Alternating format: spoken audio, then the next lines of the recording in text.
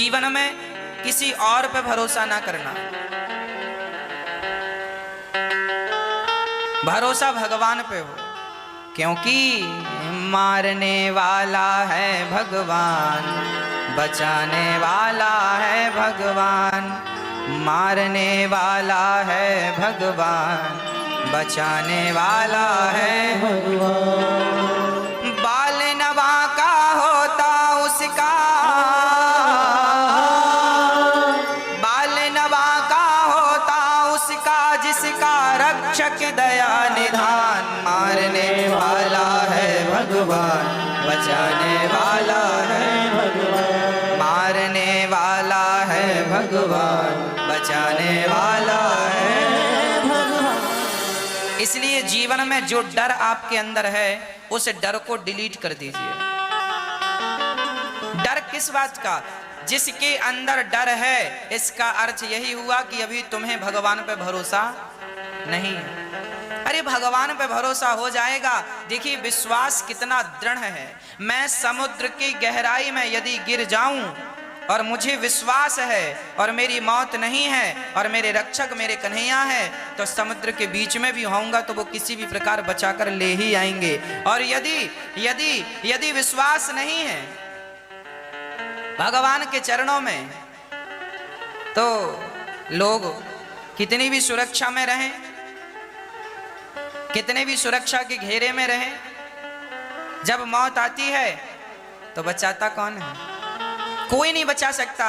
इसलिए जमाने के लोगों पर विश्वास ना करके भगवान के चरणों में विश्वास कीजिए। कहां विश्वास हो? यदि आप सुरक्षा कर्मी रख लें तो आपको लगेगा अब मैं सुरक्षित, अब तो मैं मरूंगा ही नहीं। तो क्या इंदिरा गांधी से ज्यादा भी सुरक्षा कर्मी आप रख सकते हैं? हाँ, आपकी सुरक्षा में कितने भी सुरक्षा कर्मी हो, पर मौत आएगी तो मरना पड़ेगा। और यदि विश्वास भगवान के चरणों में है तो जंगल में अकेले घूमते रहो, बाल भी वहां का कोई नहीं कर सकता, यदि विश्वास भगवान के चरणों में है तो। इसलिए हम इंसानों पर विश्वास ना करें। तुम हमारी क्या सुरक्षा करोगे? हाँ, हमारी सुरक्षा तो हमारे कन्हैया करेंगे। क्या द्रौपदी के 5 पति क्या कम बलवान थे? द्रौपदी के तो 5 सुरक्षा कर्मी थे, 5 पति, 5 रक्षक थे, और वो भी एक से बढ़ के एक धुरंधर। लेकिन जब साड़ी खिंची तो 5 में से एक भी खड़ा नहीं हुआ। हमारे पास कितना भी बल हो, वो बल किसी काम का नहीं। बल तो भगवान का, इसलिए एक भरोसे एक बल। भगवान का बल ही सबसे बड़ा बल है, बाकी दुनिया का बल कोई बल ही नहीं है। एक भरोसे एक बल, एक आस, आस भगवान के चरणों में, मेरा सहारा केवल कृष्ण है। एक भरोसे एक बल, एक आस विश्वास। मैंने तो भगवान के चरणों के सिवा कभी कहीं विश्वास किया ही नहीं, और ना मुझे जरूरत पड़ी कभी। जब तुम्हारा सच्चा विश्वास भगवान के चरणों में होगा तो बाल भी बांका कोई नहीं कर सकता। सच्ची कहता हूं, आपके साथ कोई धोखा भी नहीं कर सकता। आपके विश्वास भगवान के चरणों में है, दृढ़ विश्वास। विश्वास भी ऐसा सिंपल वाला नहीं, मंत्र जाप मम दृढ़ विश्वास। भगवान के चरणों में विश्वास ना हो, दृढ़ विश्वास हो। क्या हो? विश्वास तो टूट जाएगा, दृढ़ विश्वास नहीं टूटेगा। विश्वास मतलब एक गांठ, दृढ़ विश्वास मतलब 2 गांठ। एक गांठ पे भरोसा होता है कि 2 गांठ पे? कुएं में बाल्टी आप उतारते हैं या आप कुछ भी बांधते हैं तो एक गांठ, एक में नहीं काम चलता, दूसरी लगाते हैं। दृढ़ विश्वास। भगवान के चरणों को एक हाथ से नहीं पकड़ना, दोनों हाथ से कस के पकड़ना है, ताकि भगवान छुड़ा कर जाएं तो भगवान जा भी ना सके, इतने कस के पकड़ना है हमें। हाँ जी, मेरी माँ, केवल विश्वास करना सीखो। एक भरोसे एक बल, एक आस विश्वास, एक राम घन श्याम हित, तुलसीदास जी किसके पुजारी थे? राम के। पर वो राम और कृष्ण में कोई भेद नहीं मानते थे। उसी कृष्ण का नाम राम है, उन्हीं का नाम कृष्ण है, उन्हीं का नाम राम, उन्हीं को नारायण कहते हैं। हाँ,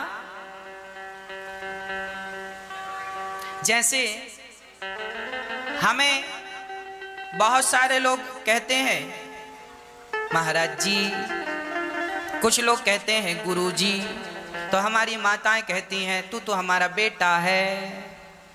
तो हमें 3 प्रकार से लोग बुलाते हैं। एक महाराज जी कहने वाले हैं, एक गुरु जी कहने वाले हैं, एक बेटा कहने वाले हैं, और वो लोग भी हैं जो डायरेक्ट बोलते हैं अनिरुद्ध, मतलब 4। तो हम 4 हैं कि एक ही हैं? बोलो। हमें ही तो माँ बेटा कहती है, हमें ही तो आप गुरुजी कह लेते हैं, हमें ही तो आप महाराज जी कह लेते हैं, और हमें ही तो आप अनिरुद्ध कहते हैं। जैसे हमें पुकारने के लिए आपके पास 4 ऑप्शन है, उसी प्रकार परमात्मा को पुकारने के लिए भी ऑप्शन है। कोई राम कह के बुलाता है, कोई कृष्ण कह के बुलाता है, कोई नारायण कह के बुलाता है। उसी को बुला रहे हैं 3 नामों से। उसी को कोई जगन्नाथ कह के बुला रहा है, हे जगन्नाथ जी। उसी को कोई द्वारिकाधीश जी कह, हे द्वारिकाधीश जी, वही है। उसी को कोई सांवरिया सेठ कहता है, उसी को कोई श्रीनाथ जी कहता है, उसी को कोई गिरिवरधारी कहता है, उसी को कोई रघुनंदन रघुनाथ कहता है, उसी को कोई नारायण कहता है। इसलिए आपकी जाकी रही भावना जैसी, प्रभु मूरत देखे दिन तैसी। जिस भाव से आप पुकारते हैं, भगवान आपके लिए वही आकार, वही अवतार, वही रूप लेकर सामने खड़े हो जाते हैं। तो भगवान विश्वास से मिलते हैं, इसलिए दृढ़ विश्वास कर लीजिए। इस दुनिया में ऐसा कोई नहीं है जिस पे हम विश्वास करें।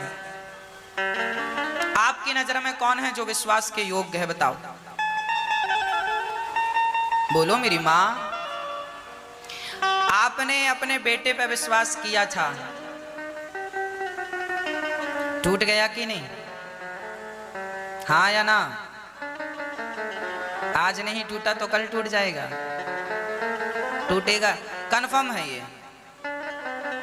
इस सच्चाई को नकारा ना करो, इस सच्चाइयों को स्वीकार किया करो।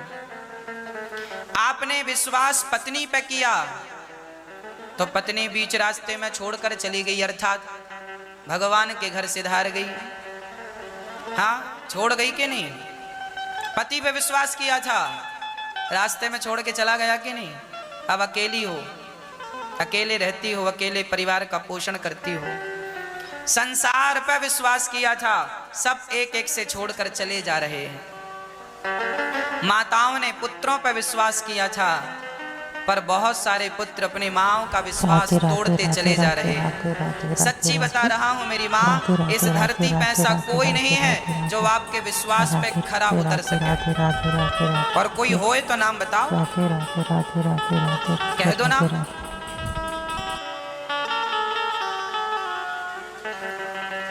इस धरती पे ऐसा कोई नहीं है जिस पर हम विश्वास कर सकें। सब हमारा विश्वास तोड़ देते हैं एक ना एक दिन। इसलिए कहता हूं, कान खोलकर सुनना मेरी माँ, संसार के लोगों पे विश्वास ही ना करना। सीधा विश्वास अभी से आदत बनाओ, केवल भगवान के चरणों में विश्वास हो। प्रभु आप हमारे हैं, सब छोड़ जाएंगे पर आप नहीं छोड़ेंगे। इसलिए अभी से भगवान के चरणों में दृढ़ विश्वास। वो आपके हैं, वो असली माता पिता हैं आपके। एक बार भगवान से कह दो, हे नाथ मैं आपको कभी भूलूं नहीं।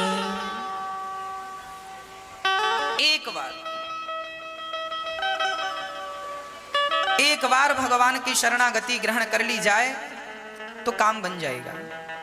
कल हम लोगों ने सुना कि अच्छा, भगवान हमें सुख दें या दुख दें, हमें सब में राजी रहना चाहिए।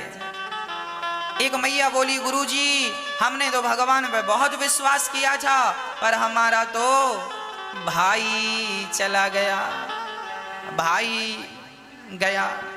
तो किसी ने कहा, महाराज हमने विश्वास बहुत किया था, हमारा तो पति चला गया।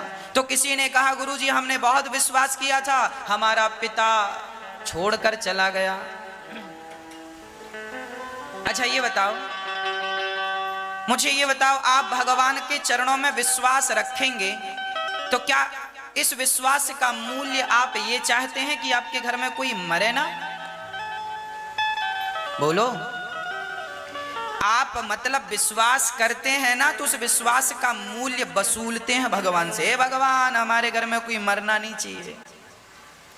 और कोई मर जाता है, आप किसी का पति मर गया, किसी की पत्नी, किसी की माँ, किसी का बेटा, किसी का पिता मर गया, लोग परेशान, अब भगवान की पूजा नहीं करेंगे, अब भगवान को नहीं मानेंगे, हमने तो इतना विश्वास किया, इतनी पूजा की और हमारी तो माँ मर गई, हमारे तो पिताजी चले गए, हमारा तो भला ना मर गया। तो क्या आपने पूजा इसलिए की थी कि कोई मरे ना आपके घर में? तो बताओ क्या ये पॉसिबल है, संभव है? कोई ना मरे ये संभव है? अरे मेरी माँ, ये प्रकृति का नियम है, जो आया है जाना पड़ेगा। एक दिन आपके पिता भी मरेंगे, एक दिन आपकी माँ भी मरेगी, एक दिन आपका परिवार भी मरेगा, एक दिन आपका भी नंबर आएगा। हम सबको ही जाना है। इसलिए भगवान में विश्वास करो, इसलिए नहीं कि कोई ना मरे, इसलिए कि हे प्रभु आपके चरणों में विश्वास है कि हमारा अपना जो गया है वो सीधे आपके धाम में ही पहुंचेगा, और जब हम आए तो अपने चरणों में बुलाइएगा। हे प्रभु हमें अपने से दूर ना कीजिएगा। ये जो आपका परिवार जा रहा है ना, ये कहीं और नहीं जा रहा है, जहां से आया था वहीं जा रहा है। और आप भगवान के चरणों में विश्वास रखेंगे तो आप जाकर फिर इनसे मिल लेंगे, दिव्य रूप हो जाता है ना। जैसे कश्मीर में कोई रहने लगे तो आदमी गोरा हो जाता है, और दक्षिण भारत में रहने लग जाए तो काला हो जाता है। सही बोल रहा हूं कि गलत? काले आदमी को कश्मीर भेज दो, गोरा हो जाएगा। सही है? हाँ बोलो या ना बोलो। जिसको गोरा होना हो कश्मीर जाए, और जिसको काला होना हो दक्षिण भारत चला जाए। हाँ? कहने का तात्पर्य यह है कि कश्मीर में अधिकाधिक लोग गोरे होते हैं, सुंदर होते हैं। कारण क्या है? मौसम ठंडा है, बर्फ ज्यादा है, इसलिए वहां गोरे लोग होते हैं। हमारे भारत की बात कर रहा हूं। दक्षिण में धूप ज्यादा है, गर्मी ज्यादा है, अधिकाधिक गर्मी पड़ने के कारण लोग काले हो जाते हैं। ठीक बात है। अब मैं आपको यह समझाना चाहता हूं कि कश्मीर में गोरे और यहाँ पे काले होते हैं, और भगवान के घर जब जाते हैं हम लोग तो भगवान के शरीर में भी हमारा दिव्य स्वरूप हो जाता है, वहां भी भगवान हमारे को दिव्य स्वरूप प्रदान करते हैं, और जो आप चाहते हैं भगवान वहां आपको देते हैं। परंतु उसके लिए आपको भगवान के चरणों में प्रीति करना पड़ेगा।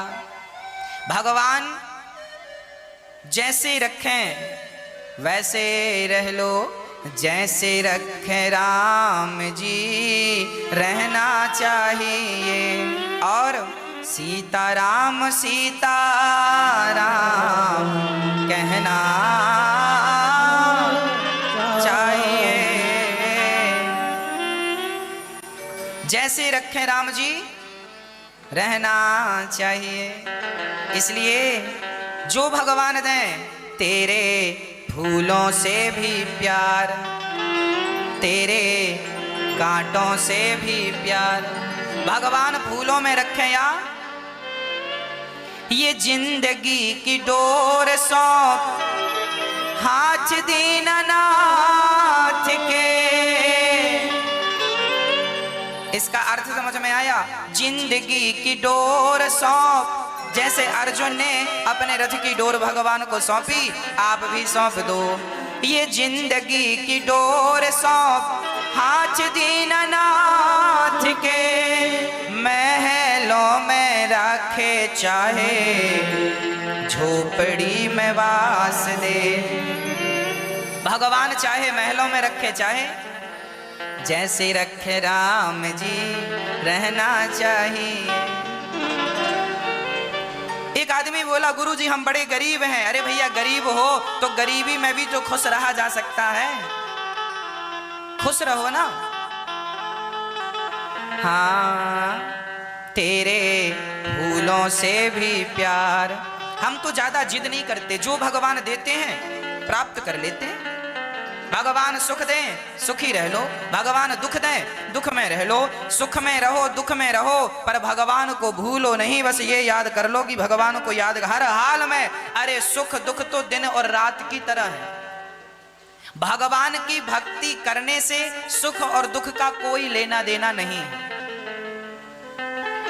अच्छा सुख दुख क्यों मिलता है?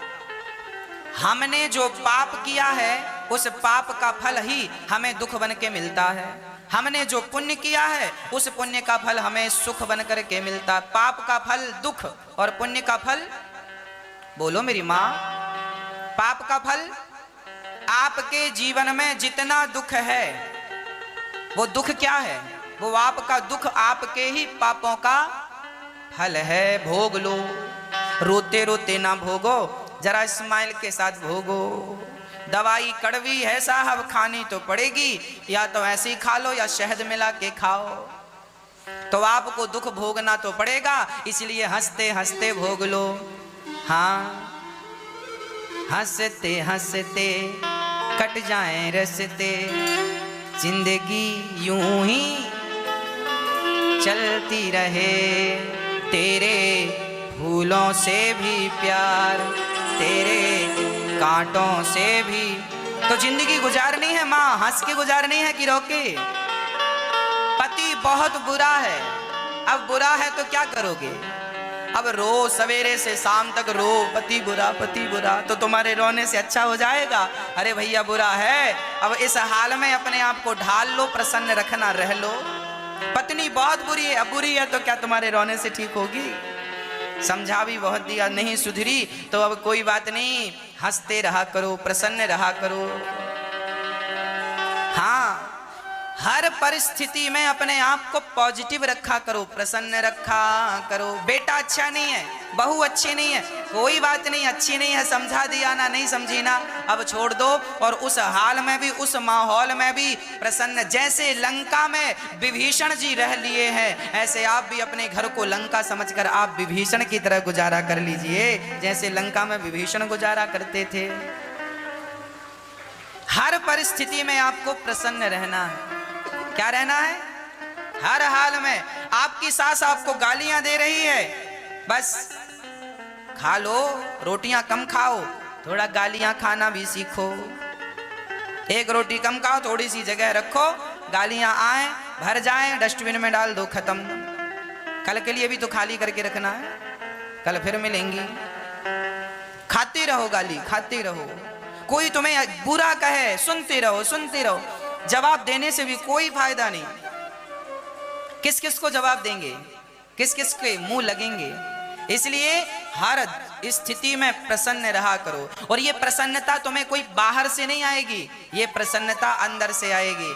जैसा हाल है, माहौल है, रहने दीजिए। उस हाल में, उस माहौल में भगवान के चरणों का चिंतन करते हुए, मैं भगवान की हूँ, मैं भगवान का हूँ, भगवान मेरे हैं, बस मेरा तो रिश्ता भगवान से है। ये सब भगवान ने जिम्मेदारियां दी हैं। मेरे कोई पाप होंगे तो लोग मुझे गालियां दे रहे हैं।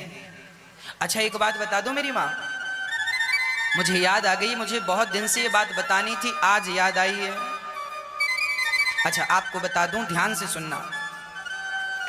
हमारे पाप पता है कैसे कटते हैं? यदि हमने बहुत पाप किए हों तो पाप काटने का एक और उपाय है।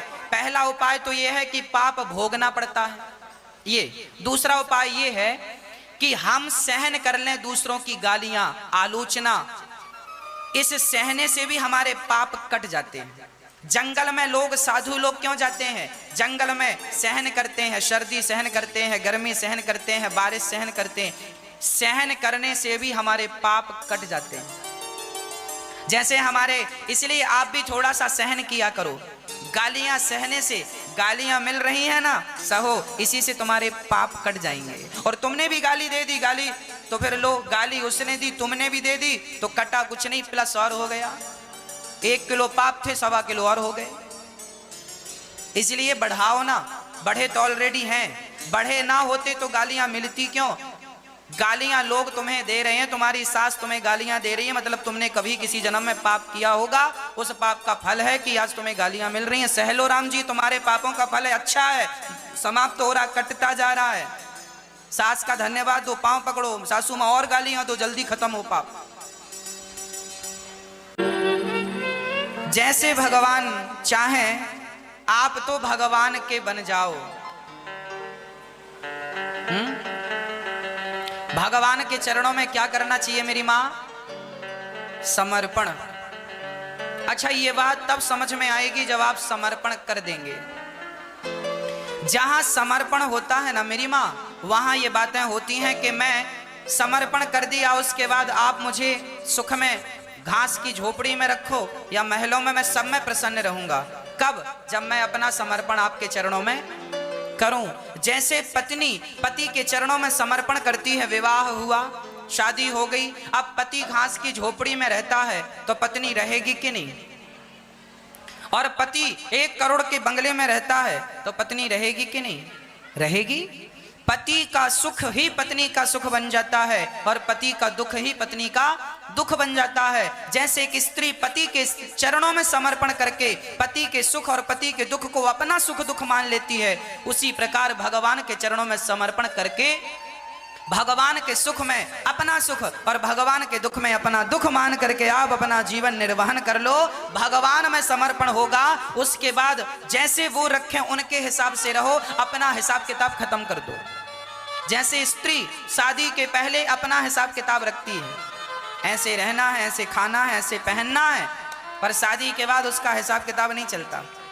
शादी के बाद साड़ी ही पहननी पड़ेगी, मतलब ससुराल का जो नियम है उस पर मांग भरनी पड़ेगी, मंगलसूत्र भी और चूड़ी भी और पाँव में पायल और महार इत्यादि श्रृंगार करना ही है, ये जरूरी है। जैसे कि स्त्री समर्पण करती है तो पति की बनकर रह जाती है, पेट उसका होता है पर बच्चा उसके पति के नाम का चलता है। भाई कोई बेटा अपनी माँ का परिचय नहीं देता ना, फलाने का बेटा हूं, बाप का नाम बताता है कि नहीं? बोलो हाँ या ना। किसका नाम चलता है? माँ का के बाप का? बाप का नाम चलता है। पेट में रखा माँ ने, पेट फड़वाया माँ ने, और बाप मौज ले रहा है।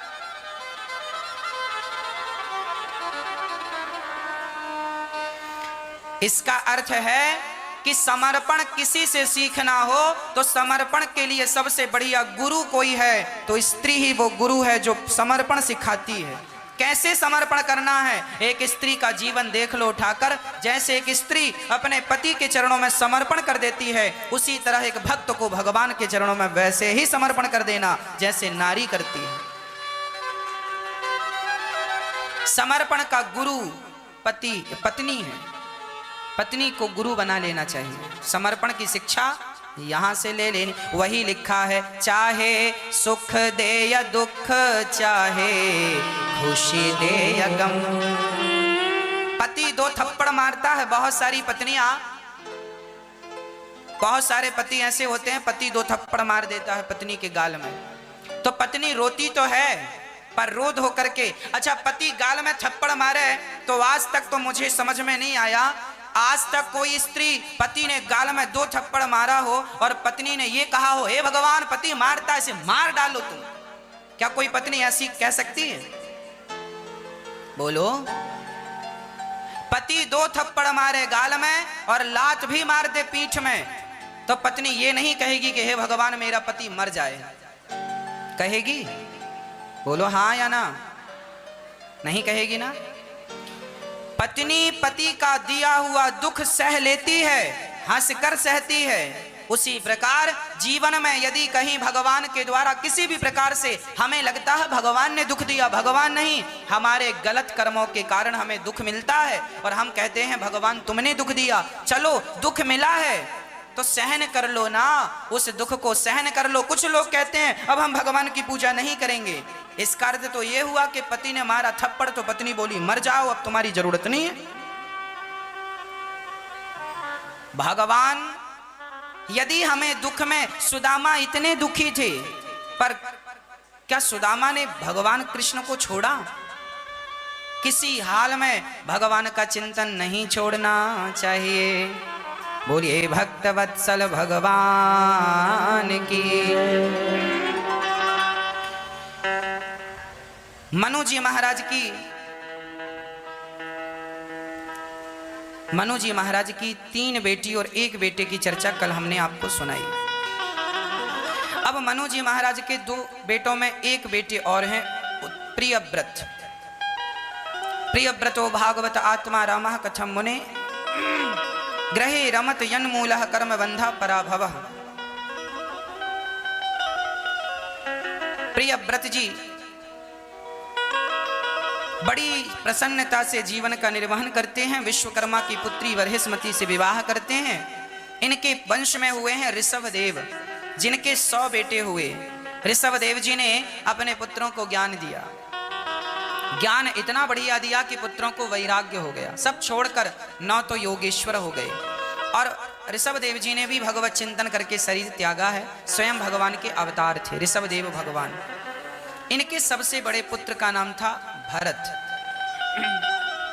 भरत जी अपनी प्रजा को पालन कर रहे थे। एक दिन सबको त्याग कर भरत जी गंडकी नदी के तट पर गए और वहां भगवान का चिंतन करने लगे। एक दिन की घटना है, भरत जी ने देखा कि एक मृग का बच्चा पानी में बह रहा था। भरत जी ने उस मृग के बच्चे को बचाकर अपनी कुटिया पर ले आए। मृग के बच्चे को बचाना बुरा नहीं था, पर भरत जी से गलती क्या हो गई, उस बच्चे से प्रेम कर लिया। मेरा मृग है, मेरा है, मेरा। अब तो मृग ही मृग दिखता जहां देखते। उसके लिए घास, उसके लिए भोजन, उसके लिए नहलाना। जो समय भगवान के चिंतन में लगना था वो समय भगवान से निकलकर अब वो चिंतन मृग का चालू हो गया। मेरा मृग, मेरा मृग, मेरा मृग चालू। अंत में क्या हुआ, मृग का चिंतन करते करते भरत जी की मृत्यु हो गई। और यमराज जी ने देखा कि आप मृग का चिंतन करते आए हैं, इसलिए अब आपको मृग की योनि में जाना पड़ेगा। भारत जैसे ज्ञानी को, धीर वीर महापुरुष को आज मृग की योनि मिल गई। क्यों मिल गई मेरी माँ? आप बताओ, मृग की योनि क्यों मिल गई? मैया जी, ओ मैया बताओ, भारत जी को मृग की योनि क्यों मिल गई? क्योंकि मरते समय चिंतन किसका था? मृग का। अंते यामति सागति। इसलिए कहता हूं आप लोग मरते समय बिल्कुल सावधान रहा करो। मैया अभी ही सावधान नहीं हो,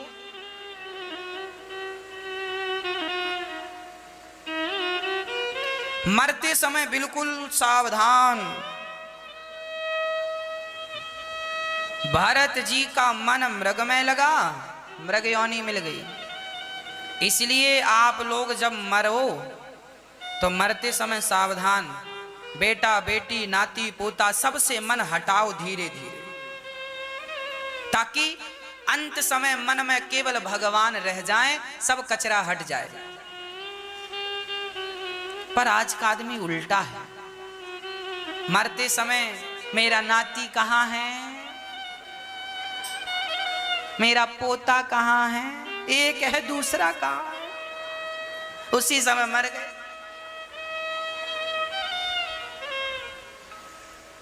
ये मरना भी कोई मरना है?